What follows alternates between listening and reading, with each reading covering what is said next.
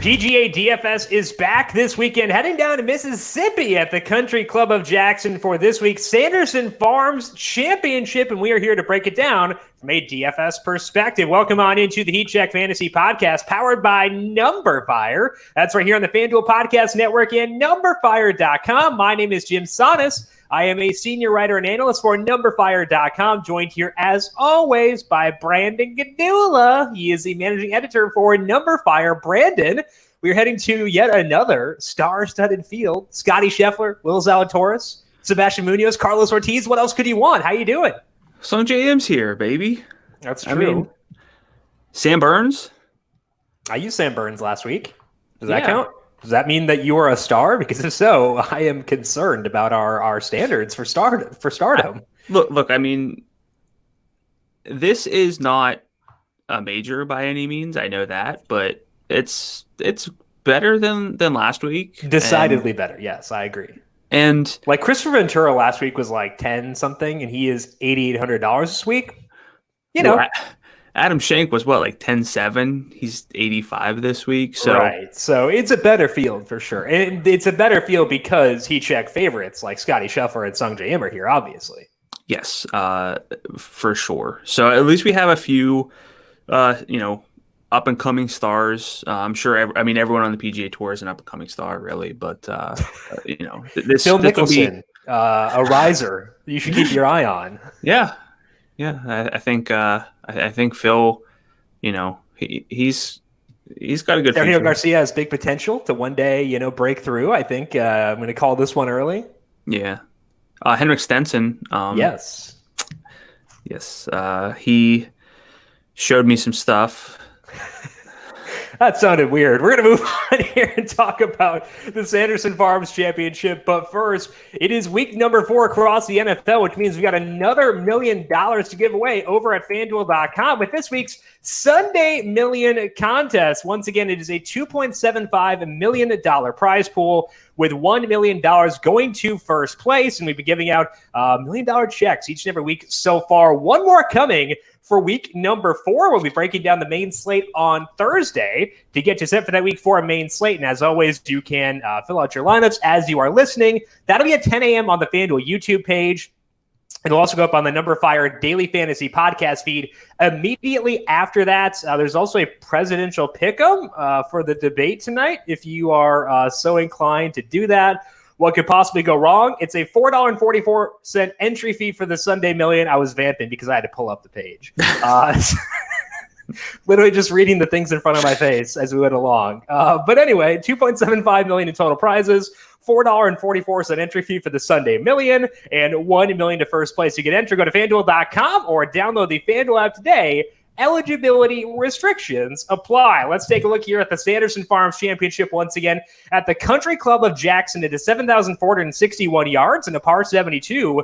There are about 140 golfers in the field this week. The regular cut rules apply, so less than half of the field will make it because it's the top 65 plus ties, which means, well, potentially half the field, whatever. But still, we do need to make sure we're finding guys who can make the cut. Brandon, when we're trying to find guys who can make the cut, what should we emphasize here at the Country Club of Jackson? Yes, making cuts is good. Yes, a hot take. This is why you tune into the Heat Check Fantasy Podcast. So what you want to do is you want to find guys who make the cut. Okay, what else? Guys who win. Okay. Second place is good. Is hitting putts recommended, or is it just kind of, who cares? I mean, if your golfer can't hit a putt, whether it goes in or not. Like he actually whiff it. He whiffs. He goes Miguel Sano on his putts. Luke List is in the field. Oh, come on, man. Why we got to do this? Why we got to drag poor Luke after a top 10? What did he do to you? He earned you a win in a head-to-head bet, I believe, last week. Ooh, who is he against? Was that Shank? I don't know. I don't remember. But anyway, he isn't like so. I just purge when we do our every win you have. Our every weekly head-to-head we have, I will put in like a dummy line to make sure I have something. Basically, it's just clicking a bunch of mid-range guys to make sure that I have a lineup. Luke List was included in there because I feel like even in the dummy lineup, our darling son should be in there. Yeah. Also, that's a good reminder if you're still new at all to DFS, or if you're like me, don't just click all the minimum salary guys. Like at least put in you know a bunch of mid range guys just so you have a Honestly, shot in case you forget about that lineup. this lineup is viable. It's Chesson, Shinjin Jong, Bud Colley, Luke List, Carlos Ortiz, and Sung J M. So, because Sung J was just like, I had already plugged in all the mid range guys, Yeah. and I was like, I don't want to scroll down. Yes. Because I was very lazy. I was like, whatever, I'll put Sung J in. But yeah, I've wasted many a lineup in my day by I might just thinking keep I'd get this back to. one. I'm going to keep this one. Okay. All right, I'm gonna talk about the course. Why? I mean, I'm going to lose the bobble hat for the full season anyway, so like I might as well just like embrace the chaos and go with this. Well, yeah, I mean you are, so Yeah. So, oh well, we tried. We gave it a shot, guys. We couldn't, guys and gals, we couldn't make it. We tried. Next year, we'll come back bigger and better than ever. that's what you've said the past few years. But Shush. last year we had a playoff here between some heat check favorites, Sebastian Munoz and Sung J M, with Munoz winning in a playoff. But before that, at this event, 3 straight years with at least a 4-stroke win. So someone kind of runs away with this one a little bit more than normal. Part of that is because scores can go low here. Birdie rate then it is super important for me. It's one of those. It sounds obvious, but birdies lead to fantasy points. It's not just finishing position. So we want guys who make birdies, and you're going to have to make birdies to push up this leaderboard. It's not going to play close to par at all. According to Data Golf, distance matters here a lot, and their top 5 course comparisons include Bethpage Black. Wow, that was tough. Harding Park and Corrales. So kind of interesting that those are 3 of the top 5. The past few years, approach play has been a little bit less impactful on finishing score than usual on the PGA Tour, but problematically, so is strokes gained off the tee, which means ball striking in general has been a little bit depressed. The issue is that it's not around the green play, it's just putting that's been replacing it, and it's always difficult whenever putting accounts for about 45% of the explanation of how guys score, because that means it's a putting contest. You need to predict golfers who putt well, which is not easy to do. It's a lot easier. Well, it's easier for sure to predict the better ball strikers. And despite the de-emphasis on approach historically, I will be putting that first because it's still by far the most predictive tee to green stat for scoring at the CC of Jackson. So I'm going to keep it a little bit tight this week. My key stats for the Sanderson Farms: strokes gained approach, number 1, driving distance, strokes gained putting on Bermuda if you have those, and birdie or better rate. Yeah, I think I'm the one who's more inclined to use distance, and your approach with Data Golf is pretty sound. So it does make me hesitate a bit, but I did not go distance this week. I went strokes gained off the tee straight up because my process again is to look at where golfers who finished well in that event ranked for the full season in various PGA Tour stats. You go back to last year, distance did matter. The median rank for driving distance for the full season among top 20 finishers was 77th. The median rank for accuracy was 97th, and the median rank for good driver, it was 89th. So slight edge to distance there, bigger edge to distance in 2019, but in 2018, the leaderboard was Ryan Armour 1, Chesson Hadley 2, and then like a bunch of dudes who weren't very long. So the median rank in driving distance was 133rd compared to 56th for good drive rate. So I wound up going off the tee as opposed to distance just because I can see a couple of different angles here. So I might as well just go for the good straight up drivers. And that's going to correlate decently well with distance. So I think that's why I wound up going there. But again, your method is also sound. So it's like, I think that could burn me potentially to you go with off the tee as opposed to distance. But I think that just based on what I've seen, like looking specifically the 2017. I know it's the 2017 event either, so scared me a bit off of going just distance here. Yeah, I mean, it's something we always talk about lately. It's distance is never bad to have. It's not the only thing you can have. You have to do more than that. So I think the biggest thing to keep in mind is it's not just about driving this week. You're going to have to putt and that scares me a little bit because a lot of our favorite golfers are just great tee to green golfers, and bad putters. That does not mean I will be completely off of golfers who just don't putt well, because putting can be there for 4 rounds. It's just more that I really need to make sure that I'm kind of using putting to filter out some of the best plays from some of the guys who are just a notch below.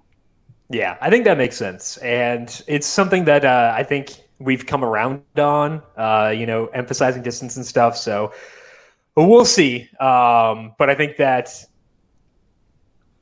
does make sense to maybe go a bit more this week. Like, I almost talked about Denny McCarthy in the course history section because there's no more person who can feast in putting contests than him, but couldn't quite go there. So let's dive into golfers who have done well at Country Club of Jackson in the past. Starting off with Carlos Ortiz. You mentioned that had a good event, or actually you may not have mentioned this, but anyway, had a good event last year. He's $9,600 and could be one of those guys who we may be split on because you're emphasizing distance, whereas I'm going for stroke gained off the tee.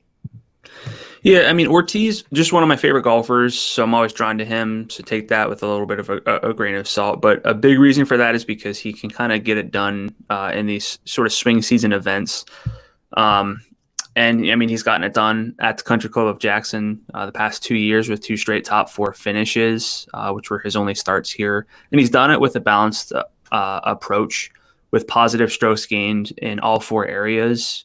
He leads the field in strokes gained tee to green at this course among golfers with at least 5 rounds here. His only negative putting surface is Bermuda, but it's not that bad. The recent stats are a little bit more of a problem, and I do prefer by far current form over course form. But he's 102nd off the tee, which you alluded to, 47th in approach, kind of neutral overall in putting. But yes, he is 37th in distance. And just kind of over a long-term sample of roughly 2 years, I have him as the 9th best golfer in the field. I think that means something in a field like this where there's not a whole lot of guarantees. It's pretty middling. So I'm looking to bounce back on Carlos Ortiz and really not overthink this one just because of the super recent form. I think that makes sense. And I think that there are going to be a couple of golfers we discuss throughout the podcast today where the super recent form may be a bit scary.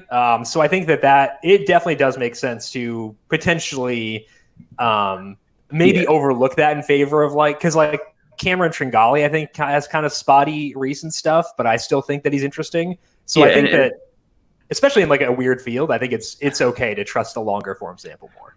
Yeah, and it's tough because the super recent form is, the FedEx Cup playoffs, some majors. So some of these golfers don't even have a lot of recent events, unless you're looking at different tours. But I mean, really, it's just one of those weeks. It's that time of year where there's the recent form for some of these golfers just really isn't there. It doesn't mean it's bad. It's just not really present.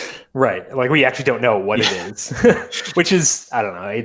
Is that better than it being bad in tough fields? Who can say? Let's talk about another guy who is one of your favorites. And thankfully we don't have to worry about current form because his form is actually really good, even in those tough events. That's Sebastian Munoz. He beat out Ortiz last year and Munoz got the win, fueled quite a bit by putting. He gained 6.2 on the greens compared to 6.8 tee to green. The year before that, Munoz finished 50th because he lost 3.6 strokes putting because putting is so predictive. The ball striking wasn't as good in that one, but it's also important to remember that Sebastian Munoz is not the same player in 2020 that he was in 2018, so I don't really care all that much about what he did back then. I care more about the current form, and Munoz's current form is good, and this is an event where he has won before. He's an above-average Bermuda putter. His approach play is solid. So, Brandon, how are you viewing Sebastian Munoz at 10-9? Initially, I thought the salary was too high, and I went with a Cory Connors sort of pick, and I was like, I'll save 500 in salary and get down to Cory Connors. But frankly, I just mentioned that I can't get on board with golfers who are just terrible putters. at an event where putting historically has mattered more than usual, Mhm. especially at a salary of, over 10,000. I'll be more inclined to risk it on, spotty putters a little bit lower down the board. So I actually got up to Sebastian Munoz, and on my primer on numberFire this morning, I swapped out Corey Connors for Sebastian Munoz because of the all-around performance that he has. 35th in approach. You mentioned good Bermuda splits. I mean, it's really hard to nitpick Munoz compared to this field. Yeah, I agree. And like we were talking about using him at the Tour Championship, and we did. And like if we can justify using him there, I feel like using him here is fully justifiable regardless of the salary. Yeah, 10-9 it's a lot, but I think that it's justified because he doesn't have holes. And like that's another thing that I've come to like appreciate more as we've gone along in PGA DFS is appreciating golfers who don't have like glaring holes where the bottom can totally fall out. And I think that's kind of where Munoz fits in. So I do think that Munoz is someone who will be in my player pool for this week. I think that I might try to get up to there are a couple guys around him who I do like too. But if it's between him and Zach Johnson or him and Corey Connors or Emiliano Grillo, I'm going to try to find the salary to get back up to Munoz personally. Let's move on to your second course history golfer. That's Taylor Gooch. And Gooch, another guy who I think kind of fits the well-rounded profile from a golf perspective statistically. So what have you seen with Gooch here in the past? Yeah, another reason that Munoz is kind of viable too is there are some value plays that I like. Some guys whose salaries probably are a little bit lower than they deserve to be. I think Gooch fits that at 8,700 on FanDuel. Didn't play here last year, which is kind of strange for someone we're talking about with good course form, but 30th in 2018, 14th in 2019, and he did that gaining 2.7 and 8.2 strokes tee to green respectively, including 7.2 from approach when he did it in 2018. Is it fluky? Sure, a little, but over his past 8 events, he's gained at least 4.6 strokes from his approach play 3 times. It's just something that Gooch can do. He has some stellar upside if he can putt, which he actually does at about the PGA average on Bermuda. The recent stats, 30th in approach over the past 50 rounds, according to fantasynational.com, 22nd in putting with, again, viable Bermuda splits. I like him frequently, honestly, and I'm going back to him at 8,700. Feel pretty good, and it does make me feel better with going up to roster someone like Sebastian Munoz as well. And it's not even like Gooch is the only guy down there, because I like Gooch too, and I think that he's my second favorite guy. But like there are a number of players between or below $9,000 who I think are very much in play this week, which again, like you said, is kind of reassuring because it's not just the 10,000 range. I actually do like several of the higher salary guys. So I think that's helpful as well. The mid-range is pretty good. I don't think there's really like a weakness from a tier perspective for this week. So I'm pretty inclined I'm okay with going down to the guys below $9,000. I think that Gooch is firmly in that. I think that he's number 2 for me behind Cameron Tringali, who we'll talk about later on. But I think that it's nice to have value plays who, again, don't have massive, massive holes in their game. Yeah. And it's strange because this field isn't necessarily deep, but there are a few golfers who slid down in salary, and deservedly so, based on the who's listed in like the low or mid 9,000s. I get it, but I still think that means this field is deep enough to give us some options, in the 8,000 range that we can feel good about. I agree. So let's move on here to Cameron Percy. We're going to talk about a lot of Camerons today. It's hard to keep them straight. Yeah, there are like 15 of them. So we'll start here with Cameron Percy, who got off to a good start in the swing season. He was 23rd at Safeway, 8th at the Corrales Punta Cana, and he's going to a course where he has done well in the past. Percy's been to this event for the past 5 years. He has 2 top 15s in that time, one of which was an 11th last year. And in that one, it was Percy's approach shot that carried him. He gained 6.2 in approach there.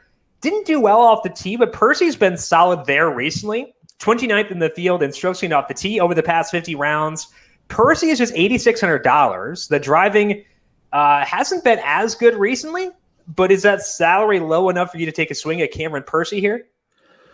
I think so. Yeah.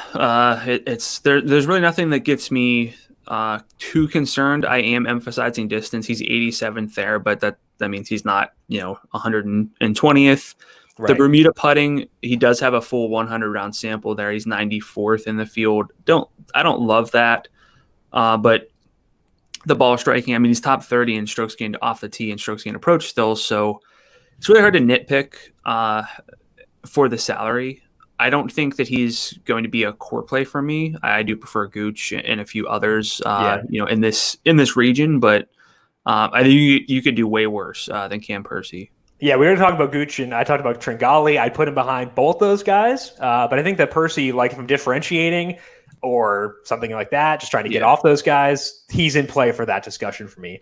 Let's shift now to the current form section and talk about the favorite to win this week. We're going to talk about Scotty Sheffler. We're also going to talk Will Zalatoris, and then we're going to lump Sung J.M. into this discussion too and kind of try to decipher how we're ranking these top three guys. Because with Louis Oosthuizen out, we have only three guys shorter than 20-1 to win.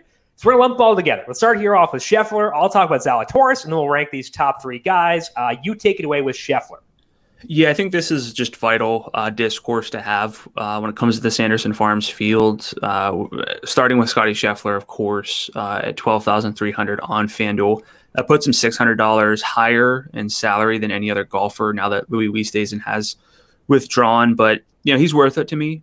I don't really think there's anyone particularly close, but we'll talk about that more in a second. The long-term adjusted form just puts him about a half stroke per round better than Sung J.M., who's second for me. And we know how Scotty Sheffler does it. It's with ball striking. And the best part is that his around the green play is getting a lot better. He's up to 30th there over the past 50 rounds. He's 5th in birdie or better rate. And the finishes have been really good in strong fields. 15th at the St. Jude, 4th at the PGA, 4th at the Northern Trust, 20th at the BMW, 5th at the Tour Championship, and unfortunately missed the U.S. Open due to a positive COVID test. But I really don't want to pretend like he's anything other than a star in just an okay field. So talk to me about Zalatoris, and then we'll kind of lump these three together and see what we're doing at the top. Yeah, so Zalatoris has been among the DFS stories we talked about the past couple of weeks, once as a value play, once as a stud, but he's come through both times. He was 6th at the U.S. Open. At the Corrales Punta Cana, Zalatoris got off to kind of a slow start. Might have been going from a major to a non-major in a pretty drastic way. It took him a bit to get adjusted, but he made up for it over the weekend, wound up finishing 8th there. So Zalatoris has had lights-out approach play. That helps validate the finishes he got on the Corn Ferry Tour, and now moving over to the PGA Tour.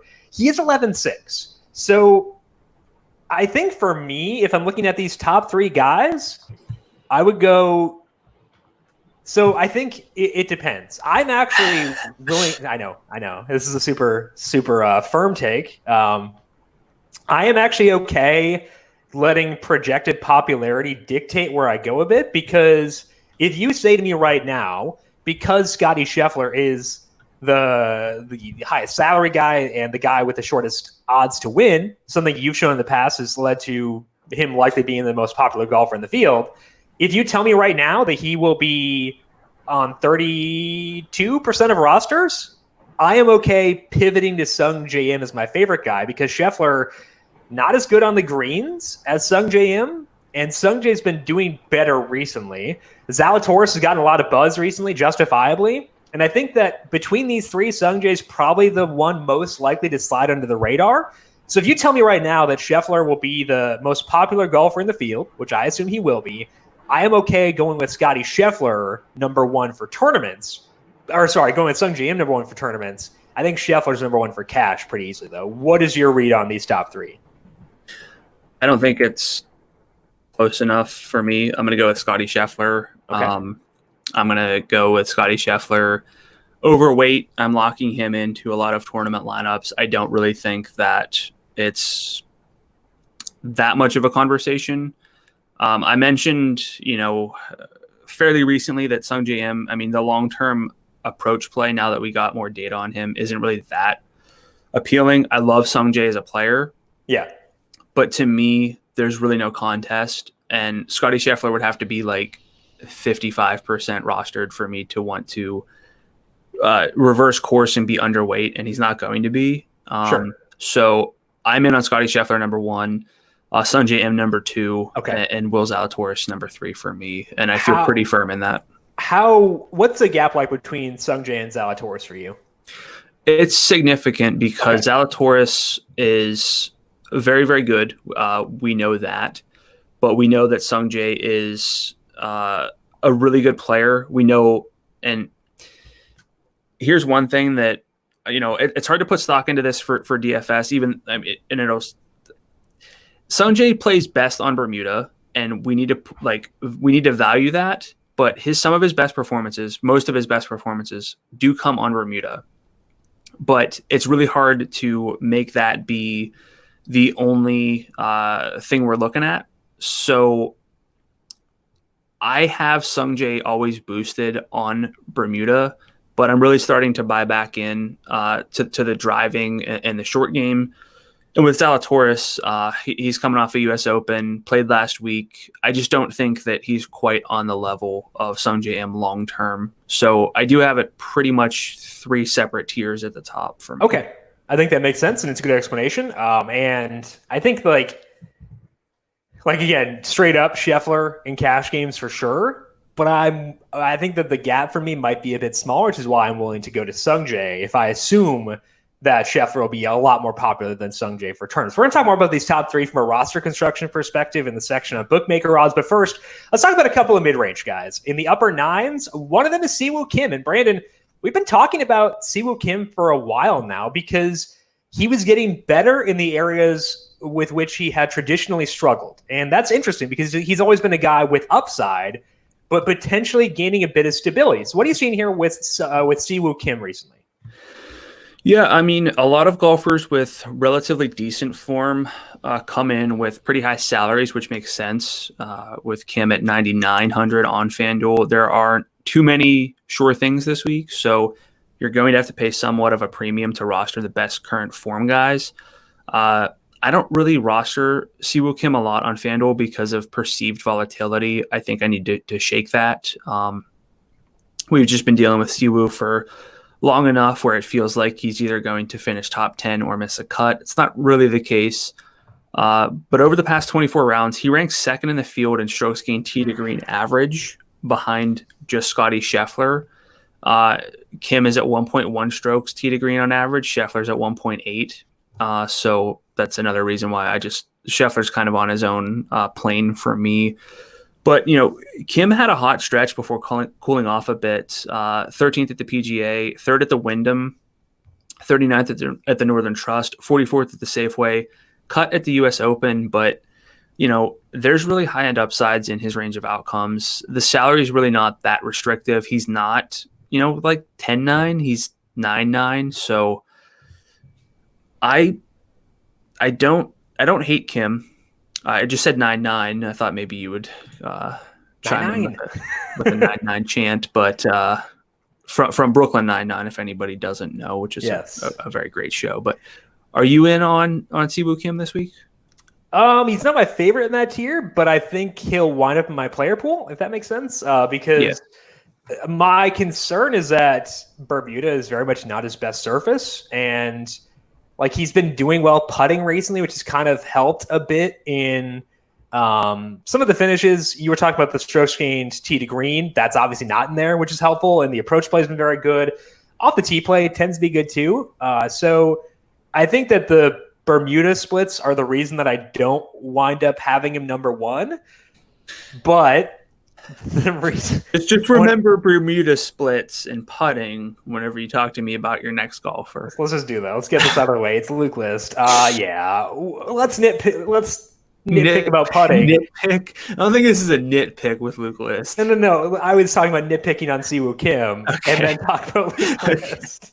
I'm not selling out for distance this week. You are. And usually I only go to list at places where I am selling out for distance. But I do think he is at least pretty interesting. He is $9,800, which is not a value, but it's not where he was last week at least.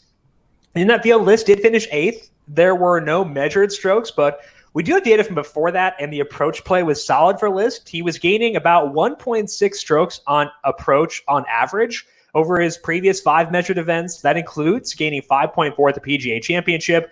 Overall, List is 6th in the field in strokes gained off the tee, 24th in approach, and 28th in birdies or better gained. And Brandon, that factors in putting. So is Luke List going to make the cut for you at $9,800? So I'm not off Luke List, but I'm going to temper expectations, limit exposure. I can't tie too many lineups to List.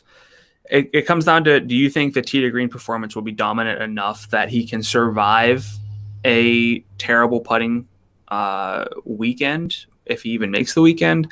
So we just talked about balanced golfers. And it's more like golfers who are great ball strikers can still struggle with ball striking, and he cannot bail himself out with the putter. And that is problematic. So I need to, again, temper expectations with List. He's a little bit, I understand why the price is what it is, the salary. I don't think I'm going to be in this tier that much. I think I'm going to drop down a lot and be above it or below it. So I think that that's correct, because for a cash game, I agree with the concerns about List, and that's why he's not a play there. I'd rather bump down to the more well-rounded guys like Chesson Hadley, my boy, at $9,500. I think that I would just take that discount and go down to Hadley there for the more well-roundedness. But I do think for tournaments, given the ball striking that List has shown, given that you are emphasizing distance, given that the approach play has been better recently, I can definitely go there in tournaments. He's not going to be a core play, but I could see him being like a fringe core play, because in that upper 9,000 range, if we go 96 to 99, I would say he's my number one there. Would you go Ortiz, or what would be your number one in that range? 96 to 99. Yeah. I would probably go Ortiz. Okay. Maybe even Bud Colley. Okay. I like Bud. Yeah, he's been pretty good. So I said he's in that default lineup that's going to go off. Ortiz, Colley, Kim, maybe. Okay. I mean, Xinjun Zhang is. I don't think I can roster him frequently at the salary. I think he's a little bit bumped up. Are you just? Do you have Xinjun Zhang fatigue after he finished 11th last week? I recommend him all the time for top tens, and I did again this week. Oops, and I did it again. I bet Xinjun Zhang he got 11th place. Not going to keep 10. going. Man, you had a top 10 in there that you could have hit, but you didn't. Yeah, I'm no Brittany. I thought the rhyme was going to be there. I know YouTube chat's is Jim actually Brittany? Is this a YouTube, is there copyright infringement because they're just playing this Britney Spears song? No, that was actually me. But I will let you know definitively that it was me and I'm not Britney Spears. And it falls under parody. So yeah. What? Why did I agree with you? You're so mean to me. Wow. Okay. I think Luke List is good, but I agree the low 9,000 range is better. Also, the low 9,000 range better than Brandon. Let's take a look at Bookmaker Odds for the Sanderson Farms Championship. Scotty Sheffler, the favorite here, as mentioned in his first event since he tested positive for COVID. He is 10-1 at FanDuel Sportsbook. Sung Jim right behind him at 13-1. We got Will Zalatoris at 16-1, but then there's a big drop-off. So it's those three in their own tier, and as Brandon said, they're probably tiered by themselves outside of that. Byung-Hun An, Doc Redman, Sam Burns are all 27-1. We got Sebastian Munoz at 31-1 before we get to Adam Long and Brian Harmon at 33-1. Corey Connors and Zach Johnson round out the top group at 34-1. So we talked about the top three individually earlier, Brandon. Usually in a situation like this where we have three guys whose odds are very much better than the rest of the field, we will lock in at least one of them per lineup. Is that the way you are proceeding with this week as well? Yeah, every lineup should have at least one, at least to me. Because of the value plays and the mediocrity of the upper 9,000 range, can you get to 2? You can get to 2. Let me do this here. And because of what you just said, you can get to 2 very easily. You can get to 3. What? You can. You're going to use all 3? Not in every lineup, but you are going to have lineups where you do that. I think I might, and it might be the bobble hat. Wow, this is an anti-Brandon take. You're usually balance, but we're going stars and scrubs this week. Well, again, the difference between what you're getting in the 8,000 range and the 9,000 range, to me, not significant enough. I think I can get there. I'm not sold on it. I'll probably just wind up with 2. Okay. But I don't think it's impossible. Okay. Fair. I like this. This is fun. I will get to 2. I don't think I'll get to 3 personally, just because there aren't enough guys in the low 8,000 range I like. And like, that's kind of where you have to be if you want to make this work. Just because if you're using a guy at 8,000, you'd have to use a guy at 77 to offset Sheffler to get back to 10,000. For Sungjae, it's 8.3. For Zalatoris, it's 8.4. So that's lower than I like. We were talking about Percy before. He's 86. I can get behind that. But like, I think I'm more so the upper 8,000 range, which is why I won't get to 3. The other reason why I could see myself with 1 at times is because I actually do like the upper 8,000 range or upper 10,000 range. I like Doc Redman. I like Sebastian Munoz enough. I like Sam Burns a tiny bit. I don't think I want, like, if he doesn't wind up in my player pool, I'm not going to cry about it. But I do like Doc Redman a decent amount. So I will have lineups where I have just 1. So I think we're actually flipping for people because I'm usually a bit more top heavy than you are. Yeah, it's just more a lot of the win equity to me, even though it doesn't really simulate out this way, so it's a little bit contradictory on my end, but it feels really flat with the win sims. But to me, there is a big enough gap just in like long-term data, long-term form among especially the top 2 with Sungjae and Scotty Sheffler. I don't want to get ahead of myself with Will Zalatoris, but I mean, he's been so good on the Korn Ferry Tour that I don't think it's like a fluke to buy in. And the difference is, if I'm not playing Sungjae M, I don't really feel great about Dylan Fratelli at a salary of 10,000, or Chez Reavie at 10.3, or Corey Connors at 10.4. I like Corey Connors plenty, but he can't putt, and that's really, really scary. Yeah. So I will talk through some stuff a little bit more, I guess, when it comes up. But I think a 3-stud lineup is in play, or at least 2 of those and another like 10,000, like a Munoz or a Doc Redman. That can work. So I think it's a really interesting week. Yeah. Do you feel okay about the upper 10? Because like, I agree with you on the low 10,000 guys, but like, are you in on the Redmans and the Munozes here enough to where you will jam them into? So, or are they close enough in salary where you just rather find a way to get up to Zalatoris? That's the tough one. Like, I think I'd be okay going from Zalatoris to Munoz. Yeah. I like Doc Redman fine. I have a little bit of concern. I like Adam Long fine, but again, I have some concerns. I don't want to roster Brian Harman at 10.6. In a different field, we're looking at like Tony Finau at 10.6 or something, and that's and maybe gap wise from the top, it's the same proportions, but I feel a lot better going balanced whenever it's 6 really strong golfers as opposed to, well, I'm glad I got Zach Johnson and Corey Connors in my lineup. Yeah. So I think that the difference between us is I'm a little bit higher on Doc Redman, it sounds like. So that's probably the one split between us. And that's why I'm more willing to maybe go a bit more balanced. But I think that this could be a fun week if we're deciding to go a little top heavy. I like that for sure. Okay. So most golfers' odds shifted because Westhuizen withdrew. So we don't need to go through everyone who shifted, but who were the biggest movers after that withdrawal? Sung J M from 16 to 13. Will Zalatoris 18 to 16. Sam Burns, your boy, 29 to 27. Siwoo Kim made a big shift from 55 to 41. Cameron Davis, a huge shift for him from 65 to 45. Adam Schenk, who's shaping up to be my boy, 120 to 80. And Davis Riley and Mark Hubbard, 120 to 100. Two guys' odds have lengthened just for, completeness. Emiliano Grillo and Henrik Stenson from 33 and 34, respectively, to 41. Yeah, Grillo seemed a little interesting. I actually do like Cameron Davis. He is in the player picks. He's one of the 15 Camerons included in the rundown for today. So the odds shifting for him is certainly intriguing. Siwoo Kim always seems like a guy who has short win odds relative to his salary, because he seems to be a better bet than a DFS play at times. Yep.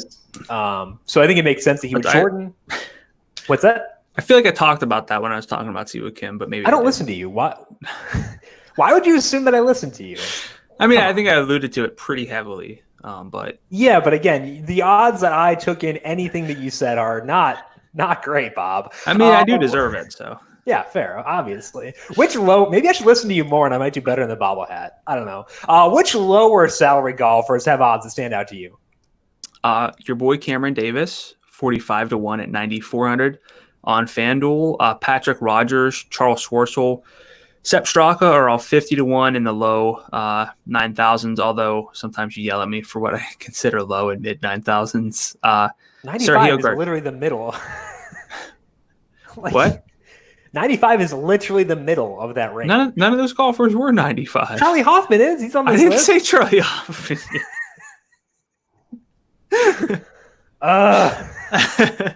I said Patrick Rogers, Charles Schwartzel. Patrick Rogers is 94. How is that not mid 9,000s? I don't know. Who let you on this podcast? That's what I said. You're going to yell at me because I said 92, 93, 94, roughly the mid 9,000s. Or the low 9,000s, rather. Whatever. All right. Sergio, Charlie Hoffman, 55 to 1.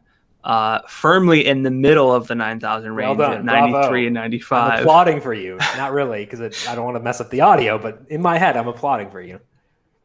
Okay, and then there are 20 more golfers at 80 to 1 or better. I will not read all of them. At 81 or better and a sub 9,000 salary. So I won't name all of them, but there are a good number at 65 to 1. So I'll run through them. JT Poston, Brandt Snedeker, Rory Sabatini, Russell Knox, Tom Lewis, Brian Stewart, and Stuart Sink. I don't think I will roster any of them. You're not buying into Stuart Sink off of a hot little win a couple weeks ago? No. Good. Okay. You kind of made me nervous there. It'll take a little long. I just said I wasn't going to play any of them. Then you asked me about Stuart Sink and expected I was going to say yes. No, I expected you were going to say no, but I expected you'd say it more quickly. Just got a little nervous there. Weather for this week, nothing too big going on. Wind speeds will be around 5 miles per hour during the morning on Thursday. They will increase to around 10 miles per hour in the afternoon. Things a bit more even throughout the day on Friday. So if you want to stack tee times, those teeing off early on Thursday may hold a slight advantage, but not big enough where I'd feel the need to do it. The weekend looks pretty solid, so no alterations there. And I don't think you need to do anything with the wind on Thursday and Friday if you don't want.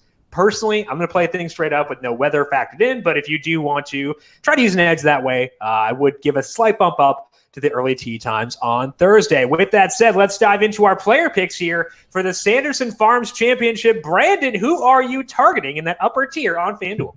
It's going to be Scotty Sheffler. I feel really firm in that. I'm going to roster Sheffler.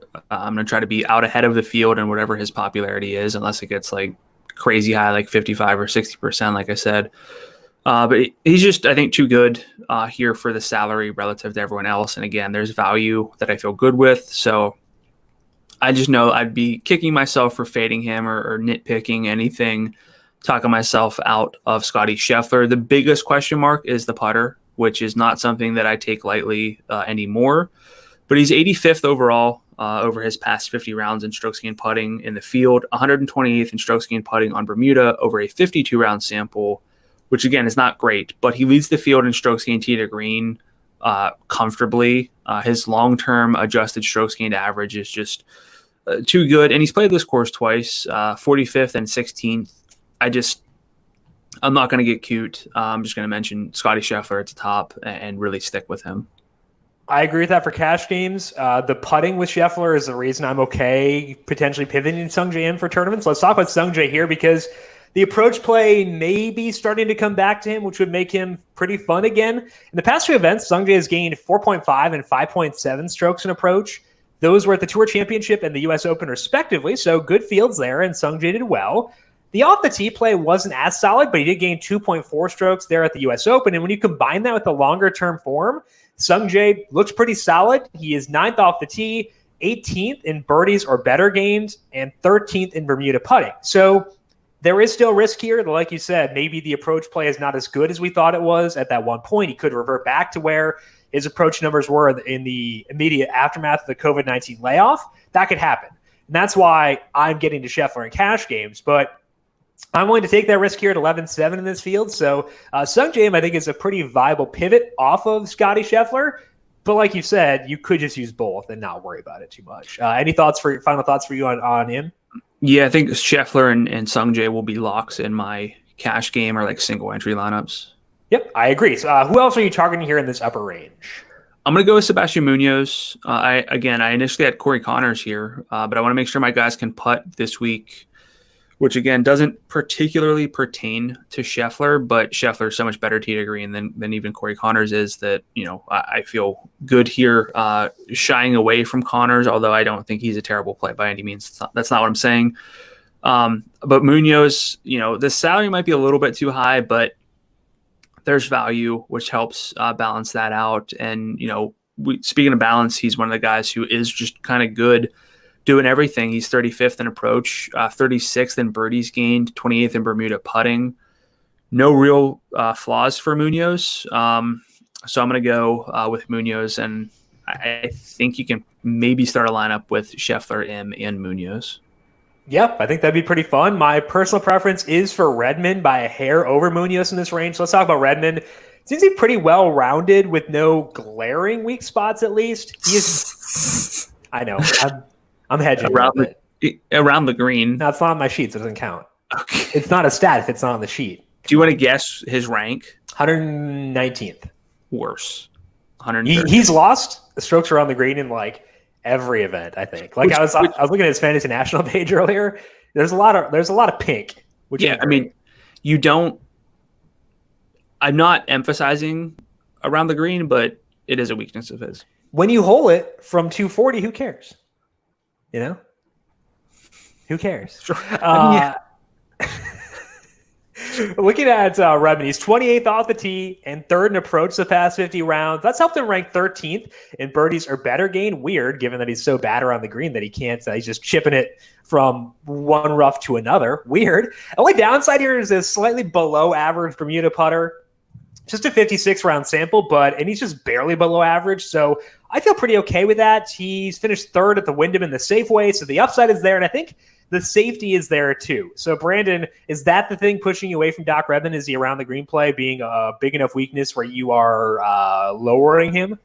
No, it's the distance as well. Munoz is longer off the tee, and Munoz has just shown for longer that he's just a better golfer. So I'm going to go with Munoz. Would you like a head-to-head bet? I was just going to ask you that. Yes, I would. I think that sounds fun. I think the other one we had, what was the other one? We had the list bet last week. And Joo-Hyun Kim's popularity. Yeah, what was he? We said 10% would be the over. He was like 7.9. Perfect. That's all I need. So Munoz over Redmond. Yep. And you want to do Siwoo Kim over Luke List?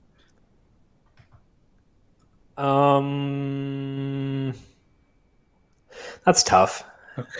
Okay. Well, it's real fun. Yeah. Oh, I don't know, man. Yeah. Why don't you think about it for a few minutes, and then we'll move on? No, Luke List was good to me last week, and a 1 week sample is predictive of the next week. So let's go. Luke List over Siwoo Kim. What could go wrong? Points. Yeah, FanDuel points. Yeah. So we have Redmond versus Munoz and Kim versus List. Yes, but you read them in orders that didn't reflect who had Well, who. you know, they don't need to know. If I'm right, they'll know. If I'm wrong, then you were Yeah, wrong. that's true. Who do you have in the mid-range this week? I'm going to stick with Carlos Ortiz. He's my favorite golfer in this range. He should get some buzz because of the performance here in the past with his top 4 finishes, but I think he deserves the love because he's good. In 2020, according to Data Golf's field-adjusted strokes gained numbers, he was as good as Matthew Wolff. That matters to me because long-term form is more predictive than short-term form. I know it's hard to love what he's been putting on paper over the more recent sample, but again, the longer term looks good. He's long off the tee for this field, 37th there. I'm just going to go again, favor the long-term form with Ortiz here because the short-term is not even like dreadful. It's just okay. Actually, do you want to add another head-to-head here? I mean, it would depend on what it is, but Chesson versus Ortiz? Sure. Okay. I have Chesson Hadley. You have Carlos Ortiz. The reason I wanted Chesson is that the stats profile is pretty good. He ranks 38th in strokes gained off the tee. He is 14th in approach and 7th in birdies or better gained the past 50 rounds, according to Fantasy National. He's also 28th in Bermuda putting the past 100 rounds. So again, at least in those 4 stats, no big weaknesses for Hadley. He has used that to make 6 of 8 cuts since the end of the COVID-19 layoff. He's had only one top 20 finish in that time. That's the 14th at the window. But he hasn't really had an event where everything is clicked simultaneously. He has pop events in one thing, but then struggles somewhere else. When that does happen, I think he's going to come through in a pretty big way. So I want to try to get ahead of that with him at $9,500. So you prefer Ortiz over Hadley, but what is your read on Hadley independent of Ortiz? Don't mind him, just not really someone I'm going to build around. I've been on the Chesson Hadley train for too many times. Statistically, everything looks good, but again, the long-term form kind of puts him as like a negative golfer a little bit, and okay. I try to filter those golfers out and trust that the stats that they're maybe putting up are a little bit inflated. Okay, perfect. So let's move on to our other mid-range guys, and you're going to talk about someone I almost had in my player picks. That's Sepp Straka, who is 93. What do you see with Straka there? Super hypocritical because it's really not that big of a difference between Hadley and Straka in my long-term form numbers, but you know, I want to be transparent here. Sure. But I think Straka, we know that the long-term is that he's a really good iron player, a really good approach player. He has 3 top 20 finishes since July.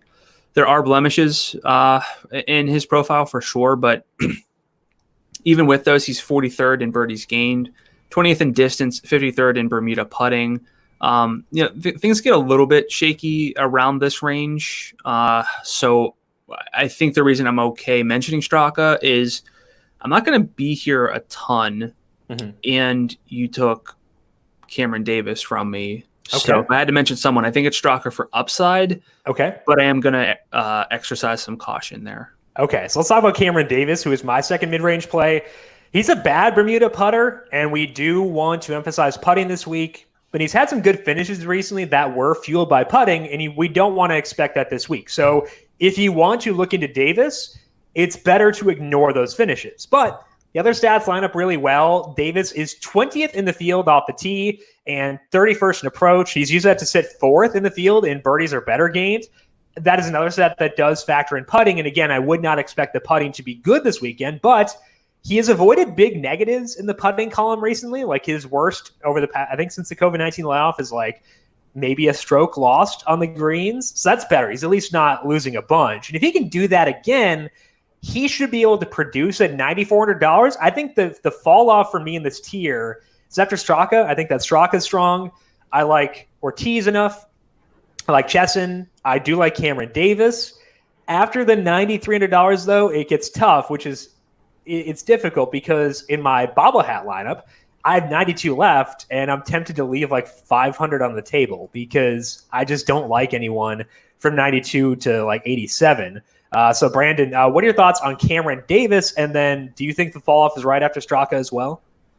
Yeah, I think it does drop off there. So I'm going to jump down a good bit. But for Davis, he's 4th in birdies gained, 11th in distance, which is a really good sort of just first place to look for me when it gets down into the value plays is, can they sort of overpower things? Can they make putts? The Bermuda putting is not great, but again, we're not finding anyone perfect here. So Davis for me is a borderline core play, but I am going to prioritize the studs, so I don't exactly have salary to be in this range a lot. Okay, perfect. Let's move it down to the value range. Who are you targeting below 9,000 in a range that we actually do like quite a bit this week?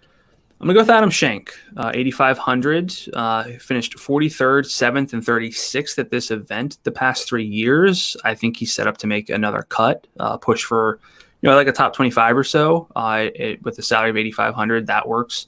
He's 14th in the field in strokes gained off the tee, 26th in distance, 23rd also in strokes gained putting on Bermuda. I think he's going to be like a key piece to my cash game lineups. I picked him to win last week.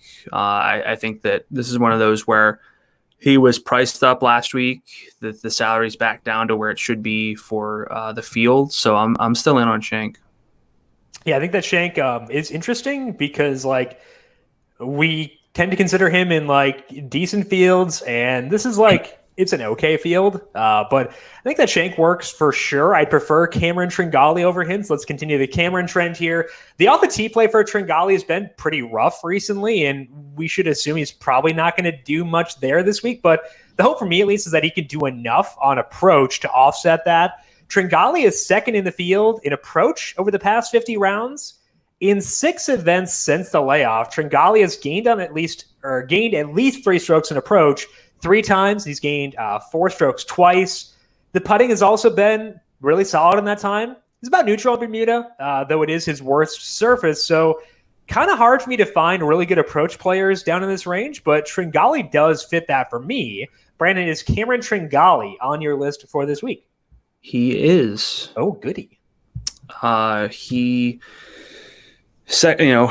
approach numbers are good. 16th here last year. The recent results have been, up and down. Third, DQ, 29th cut. But I'm really willing to go back to Tringali for the salary. I feel pretty good about that.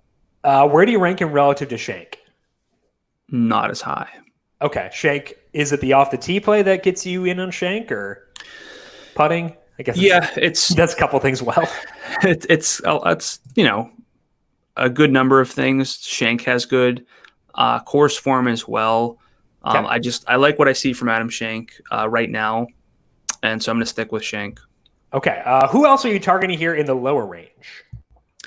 So you just said that it's hard to find good approach players in this range. Fair enough. You're right. That's because you have to jump down to $7,500 to find Matthew Neesmith, who is a good approach player. Yes. He's a long shot, 210 to 1 to win. I wouldn't bet that. Those are not generally good investments. But in 2020, according to Data Golf, he had a better adjusted stroke average than Luke List. Hey. He was coming off 2 missed cuts and finished 41st last week.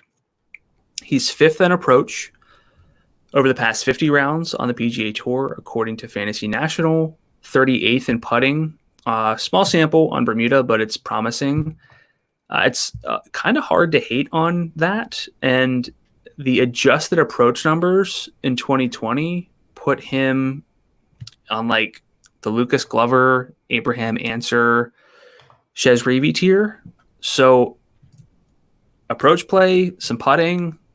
I think Neesmith unlocks a lot, and he would be vital for the 3-stud lineup. Yeah, $7,500 is awesome. And like you said, the approach play is very good. And it's not as if he has, again, he's not great in a lot of the areas that we're talking about here, but he's also not hideous anywhere. And I think there's value in that. So I think that Neesmith's in play. He was someone I considered last week, didn't wind up using him, but I did consider him. So I think Neesmith is an option. So I don't mind that. And I agree that if you're going to go with the 3-stud approach, Neesmith's probably the way you want to go, just because he has bankable strokes gained in one area, and that's really hard to find. So I think that works. I like it. Yeah, lots of missed cuts if you just go back and look, but I would just it's a tournament play. It's if you want to jam in all the studs. I think Neesmith works. We usually don't recommend golfers in the 7,000 range, not because we're like frauds and we don't know these guys. It's just it's not really they're priced there for a reason. Yeah, and I think Neesmith's a little bit too cheap, so he's a key piece for me if I'm going really heavy at the studs. Aaron Wise also. Exotic branding coming out with the punt plays, the stars and scrubs. I like it. Yeah, absolutely. Let's move on to my second lowest salary guy, which will be Taylor Gooch, who we had talked about earlier. But I wouldn't put him as high as Tringali for me personally because the approach play isn't as good. But Gooch is better elsewhere, so I like both these guys pretty much equally. Specifically, Gooch will occasionally gain off the tee, whereas Tringali probably won't. Gooch gained 2.1 at the Wyndham there. He ranks 48th in the field off the tee over the past 50 rounds. He's also 30th in approach. That is despite losing 6.8 at the BMW, and that number for a single event is going to drag down his overall number. And I think that we should bump Gooch's approach play up from where the ranking is because he's better than that. Gooch is also slightly better on the greens than Tringali, so I do prefer Tringali a bit because the approach is going to be the main number always, but Gooch is a really close second among the values. I do like Percy, as alluded to before. You've talked me into Shank for sure, so I think there are good options in the mid 8,000 range. I'm not as sold in the low 8,000, but if you use Neesmith, your need to be in the low 8,000s is a lot lower. So I think that helps a lot. Yeah, again, I mean, take it easy with Neesmith, but I think with Gooch, he's my favorite play below 8 or below 9,000 rather. Okay. I would have talked him up. I would have talked up a lot of your picks if you didn't get to the sheet first, but I mean, he can really just load up on approach strokes, and the putting on Bermuda's fine. So Gooch is my number one down here. Okay, I'll take that for sure. Let's finish up here with win picks. You won the bobblehead again. If you win this week, you clinch a tie for the season-long championship, correct? Yes, at worst, I will tie. Okay, so I need to win. So I'll do that. But for now, you do have honor in picking your winner. I'm going to include anyone here because you're going to pick Sheffler. I know, it's fine. Thank you. I'm going to include anyone. And then we'll go 50 to 1 or longer for the second person. So do you want Sheffler as your first pick? Yeah, I think I'll go with Scotty Sheffler. With Scotty, yes. Okay, so at 50 to 1 or longer, I have Carlos Ortiz there. I have Lucas Glover there. Sepp Straka's there. My boy Chesson is there, but Chesson's not allowed to win. We know this. So I'm going to go Ortiz, actually. I think that he is just out of that group. He would be first. Like, if I could get to 40, then I'd have, Luke List, run it back. Why not? What could go wrong? But I think that among the guys 50 to 1 or longer, Ortiz definitely does stand out to me as being the best one there. Yeah, I could see that. My win sim's like Sergio, but I want to figure the math there a little bit. You can pick your favorite because it's going to take me a second here. I'm going to take Sungjae. I think that because we know, even when he struggled, he was doing well with his off the tee stuff, and he's a good putter. That's valuable. So if he can get the approach to stick with where it's been recently, then I think that a win is within his range of outcomes. So I've got Sungjae and Carlos Ortiz. You have Scotty Sheffler, and I will go with Taylor Gooch. Okay. Taylor Gooch is not close to 50, right? No, he's 80. So you wanted Taylor Gooch over my boy Chesson? Hater. I mean, I can just go with Garcia. Do you actually like Garcia, or is it just because I disagree with my stuff for NASCAR all the time? It's just that's what the numbers say, but I mean, I need guys who can putt this week. Yeah. And so trust yourself over the numbers. Who is your pick when you do that? Is it going to be Gooch? Yeah. Yeah. You sound so confident. It's tough. It drops off a lot here. Yeah, it does. It really does. Okay, so you have Gooch and you have Scotty Sheffler. I have Sung J M and Carlos Ortiz. Brandon, any final thoughts for you before we close up shop here for the Sanderson Farms Championship? I think that this is a week where you can differentiate probably by going balanced, because Sheffler, M, Zalatoris will draw a lot of attention. But I do still think that you can differentiate in so many other ways. Even if you play Sheffler and M together, that can be kind of unique. And then you can also differentiate a lot by just picking the less popular value plays, because the value plays, I'm sure some will get toward the top of the leaderboard in popularity, but they're not sure things. Nobody is in golf. So I personally would differentiate more with the value plays than the studs. And just you also have a unique lineup if you jam in all three. So why not give it a rip and see what happens? I'm a little bit more balanced this week, but I think that it's fun. It could be a fun week for the full-on stars and scrubs, and we will see what happens. That is all the time that we have for today here on the PGA Heat Check, but a lot more good stuff coming your way later this week. Also already posted is our Week 3 NFL Recap podcast, breaking down some role changes, talking about players who broke out in week number 3. A couple injuries to note too, so make sure you go back in the numberFire Daily Fantasy Podcast feed and check that out. We will have our Week 4 preview podcast coming up on Thursday, NASCAR podcast for later this week as well. So make sure you are subscribed to the numberFire Daily Fantasy Podcast feed wherever you listen to your podcast. And while you're there, leave us a rating and review as well. Big thank you to Calvin Theobald, our video producer, for the video side of things here today. Thank you, Cal, as always. Brandon, if people have questions for you on Twitter, where can they find you there?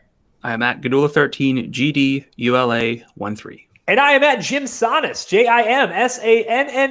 You can also follow the FanDuel Podcast Network at FanDuel Podcast. Thank you all for tuning in. Good luck with your PGA DFS lineups for the Sanderson Farms Championship. We'll talk to you again next week. This has been the Heat Check Fantasy Podcast, powered by numberFire.